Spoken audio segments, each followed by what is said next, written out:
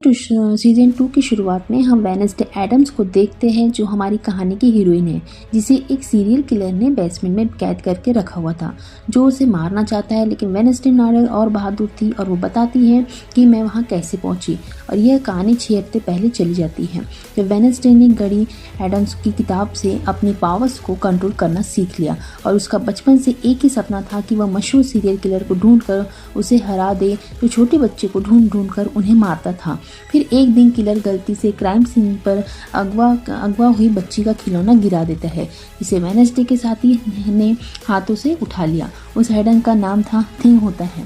जब वेडनेसडे ने अपनी पावर्स यूज़ करके उस खिलौने से विंजेस देखे, यानी उसे ख्याल नज़र आई और फाइनली उसे किलर की लोकेशन का पता चल गया था। तब वेडनेसडे उस शहर जाने के लिए एयरपोर्ट पर आए। एयरपोर्ट पर उसे रोका गया। तब वेडनेसडे ने अपने सारे हथियार पुलिस को दिखाए। ऑफिसर्स कॉफ़ी चांग फिर उन लोगों को वहाँ पर ठीक भी मिलता है। तब वेडनेसडे सब बताती है कि यह एक पुतले का हाथ है, जो सिर्फ मेकअप के लिए इस्तेमाल होता है। ऑफिसर्स ने यह सारा सामान अपने पास रख लिया। तब गुस्से में वेडनेसडे थीक को लेकर वहाँ से चली जाती है। फिर वेडनेसडे ने किलर को उसके घर पर ढूंढ लिया और वो उसे शॉक लगानी थी, लेकिन किलर ने उसे पकड़ लिया और वेडनेसडे को विजन नजर आने लगे और उसकी आंखों से काले रंग के आंसू निकलने लगते हैं, जिससे वह बेहोश हो गई। तब किलर ने उसे पकड़ लिया तो कुछ देर बाद वेडनेसडे को जब होश आता है तो वह खुद को एक बेसमेंट में पाती है। इतनी ही देर में वहाँ किलर भी अपने चाकू लेकर आ गया। उसे कहता है, मैंने तुम्हारे लिए एक डॉल बनाई है जो बिल्कुल वेडनेसडे जैसी ही थी। और किलर हर किसी को मारने के लिए उसके जैसी गुड़िया बनाया करता था। तो वेडनेसडे कहती है, मेरा भी हाथ काफ़ी कमाल का है। और तभी सामने छुपा थिक किलर पर हमला करके उसे बुरी तरह पीटने लगता है। तब मौका पाकर वेडनेसडे आज़ाद हो चुकी किंग देखती है कि वेडनेसडे के काले आंसू उसके विजन्स देखने की वजह से निकले हैं। इस पर वेडनेसडे ने किंग से कहा कि इस बारे में किसी को कुछ भी ना बताना। अब वेडनेसडे आखिर किलर से लड़कियों का बदला ले लेती है और कुछ दिन के बाद हम किलर के पकड़े जाने वाले पोस्टर्स को लगा देखते हैं। वेडनेसडे को गुड़ी की बुक में काले आंसू के बारे में कुछ नहीं मिला। उसकी सौतेली माँ हॉटिशिया ने वेडनेसडे को चलने को कहा, क्योंकि उन्हें स्कूल वापस जाना था। तब वो लोग वहाँ से निकल गए। इसी बीच वेडनेसडे का भाई पग अपने बिजली निकालने वाली पावर सीख चुका था, जिसके इस्तेमाल करके यहाँ उसने किया और सड़क पर काफ़ी सारे एक्सीडेंट हो जाते हैं। जंगल में एक आदमी अपने दोस्त के साथ था। तब एक प्राइवेट डिटेक्टिव छुपकर उनकी तस्वीरें बना रहा होता है। तभी उसने नोटिस किया बहुत सारे कौवे आ गए हैं जो डिटेक्टिव पर हमला कर देते हैं। तो वह जल्दी से अपनी कार में बैठ गया और अपने एक साथी को वॉइस मैसेज करता है। फिर उसने देखा कि कार में भी काफ़ी सारे कौवे घुस चुके हैं। सब ने मिलकर प्राइवेट डिटेक्टिव पर हमला किया और उसकी जान ले ली। Addams Family Nevermore school में वापस आ चुकी थी। वेडनेसडे को अब स्कूल का डार्क एटमॉस्फेयर पसंद आने लगा था। उसे पता था कि कहाँ पर लाशें छुपी हुई है। मोटेशिया ने उससे कहा कि पग का ख्याल रखना। वेडनेसडे कहती है कि वो तो मैं हमेशा ही रखती हूँ। और यहाँ हम विजन से देखते हैं कि किस तरह वेडनेसडे ने उल्टे सीधे तरीकों से अपने भाई का ख्याल रखा। वेडनेसडे पग को यहाँ की सारी बातें बता देती है। उसने यह भी कहा कि अगर किसी को मारना है तो मेरी मदद लेना। फिर वो दोनों आगे बढ़ी। तब वेडनेसडे को लड़कियों का एक ग्रुप मिला जो सारी वेडनेसडे की फैंस थी। इनमें से जो लाल बालों वाली लड़की थी वो सबसे ज़्यादा वेडनेसडे की दीवानी थी, और इसे आप लोग याद रखिएगा।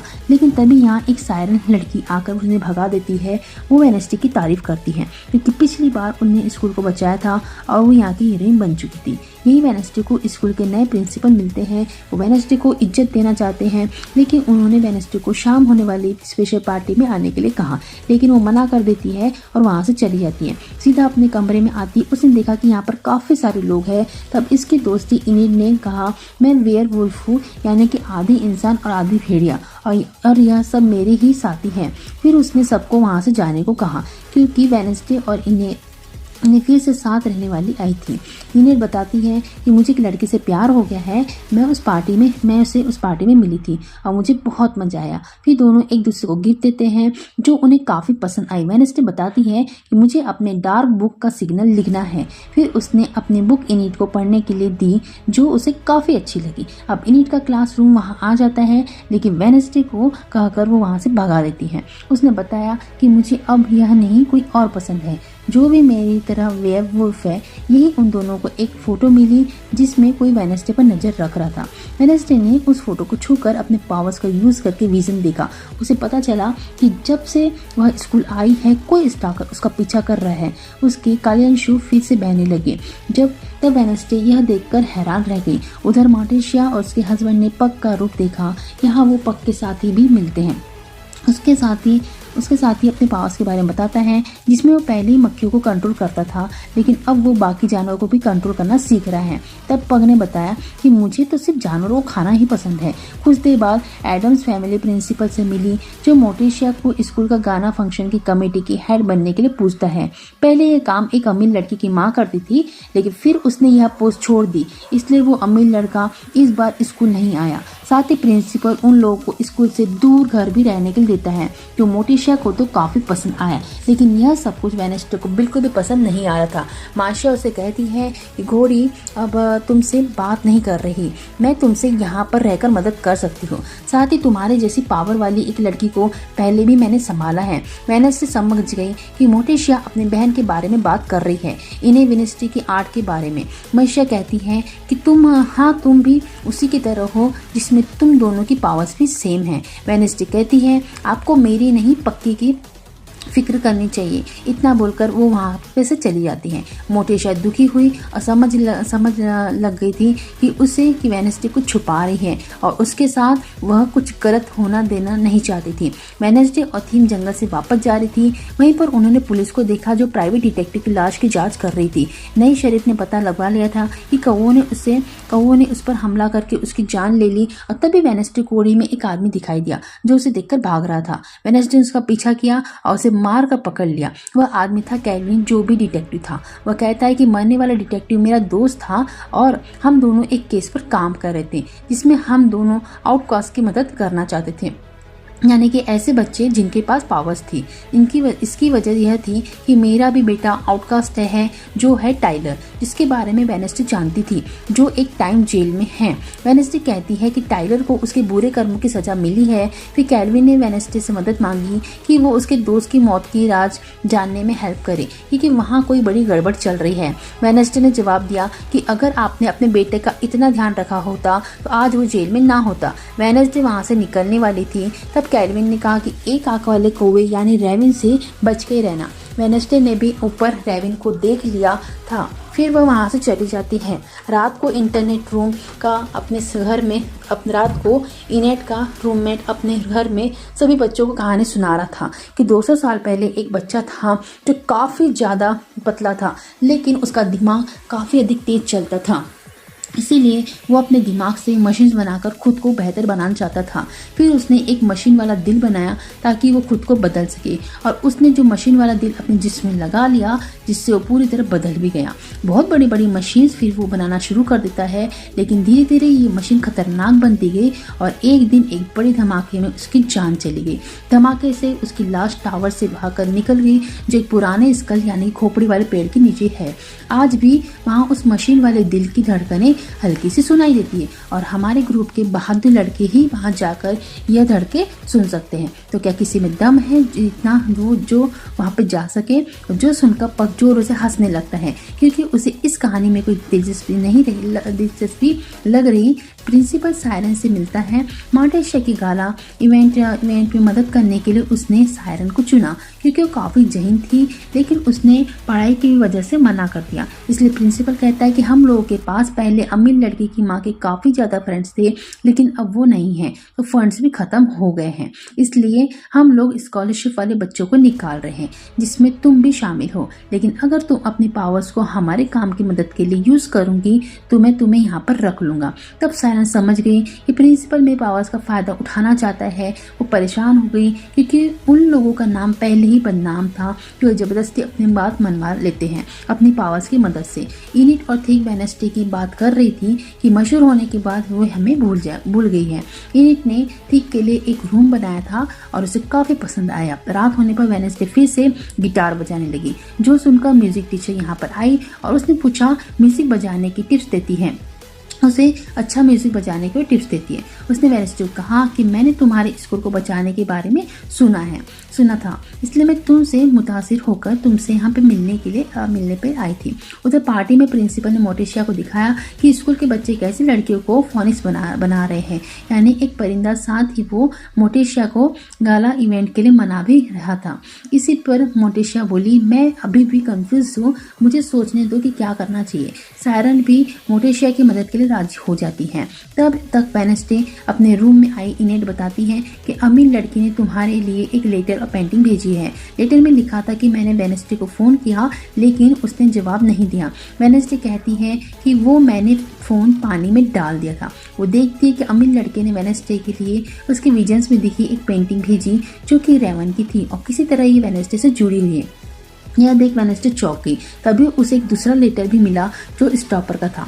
उसमें लिखा था कि तुम्हारी किताब काफ़ी बेहतरीन है। और जब वेनेस्डे ने चेक किया तो पता चला कि उसके नॉवेल्स को किसी ने चुरा लिया है। साथ ही उसे एक नई पहेली भी दे दी। वेनेस्डे ये खत पढ़कर समझ गई कि मेरे नॉवेल्स की पार्टी में फोनिक्स की आग के अंदर जलाए जाने वाले हैं, इसलिए वो लोग भी पार्टी में आ और वेनेस्डे उसके नॉवेल्स को ढूंढने के लिए पेड़ों के अंदर से गुजरने लगी। तब तक म्यूजिक लग गया जिससे वो लोग एंजॉय करने लगते हैं। फिर वहाँ प्रिंसिपल ने सबका वेलकम किया और बताया कि आउटकास्ट के स्कूल को ऊंची पोजीशन पर ले जाना चाहता है। फिर उसने आग का गोला फेंका, फोनिक्स को जलाया, जिसे देखकर सब बच्चे काफ़ी एंजॉय करते हैं। और पग यहाँ से निकलकर स्कल ट्री के पास जाने वाला था। तब तक वेनेस्डे ने भी अपने नॉवेल को ढूंढ लिया था। वह भी उस जगह से बाहर निकली और सबके बीच में होकर प्रिंसिपल के पास आ गई। प्रिंसिपल ने वेनेस्डे का वेलकम किया और फिर उसने वेनेस्डे को इज्जत देने के लिए स्कूल वाले बच्चों की एक पेंटिंग दिखाई जो उसे बहुत बुरी लगी क्योंकि वह पेंटिंग में हंस रही। वेनेस्डे सबको कहती है कि हम लोग यहाँ पर आने वाले हर एक दुश्मन को ख़त्म कर देंगे। तब यह सुनकर सभी स्टूडेंट्स काफ़ी खुश हुए, लेकिन वेनेस्डे ने बताया कि तुम लोग भी स्कूल के दुश्मन जैसे, क्योंकि तुम्हारे जैसे दूसरों के तलवे चाटने वाले लोग मुझे बिल्कुल भी पसंद नहीं हैं। और आज से मेरे पास भी कभी मत आना, क्योंकि मैं कोई हीरोइन नहीं हूँ और जो भी मेरे पास आया मैं उसे मार डालूंगी। फिर वेनेस्डे टीम पेंटिंग को जला देती है और सब पर गुस्सा करके वहां से जाने लगी और उसकी इन हरकतों पर इमेज भी भड़क उठी। रात होने पर पग स्कल ट्री के पास आकर मशीन वाले दिल की धड़कनें सुनने की कोशिश करने लगता है, लेकिन एकदम से कोई चीज बाहर आई जिससे पग दूर जा गिरा।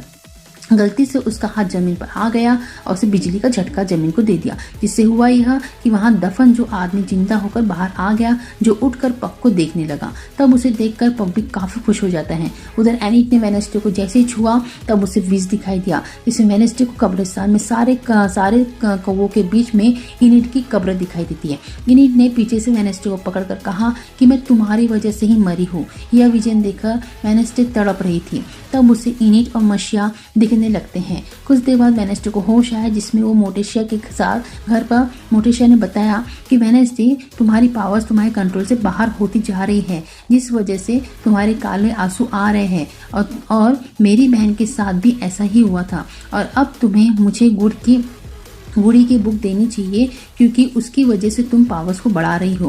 वेनेस्डे कहती है कि गुड़ी ने उसकी बुक मुझे दी थी और मैं तुम्हारे आगे नहीं झुकूंगी। इतना बोलकर गुस्से में वहां चली जाती है। वेनेस्डे वापस स्कूल जा रही थी, तब उसे 3 चीजें याद आने लगी कि किल्विन ने मुझे कौवे से वॉर्न किया था, अमीर लड़के ने पेंटिंग में भी कौवे दिखाए थे और ईंट वाले विजन में भी कौवे थे। इसलिए वह कैल्विन से बात करने का फैसला करती है। जैसे उसके घर पर आई तो यह देखकर उसके होश उड़ गए कि कौवे ने कैल्विन को भी मार दिया है। फिर वेनेस्डे ने अपनी पावर से कैल्विन को छूकर विजन्स देखने की कोशिश की, लेकिन वो विजन्स नहीं देख पा रही थी।